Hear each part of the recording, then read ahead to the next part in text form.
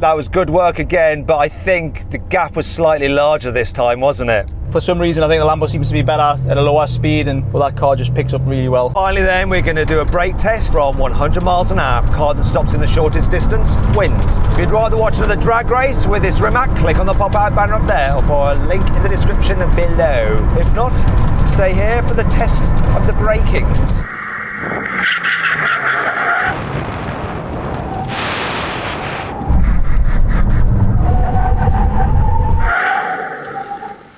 I just saw the weeds in his grill just fall out at the very end. Jürgen, that was very close, but you won that. Are you happy? I've won something, mate, so yeah, I'm happy.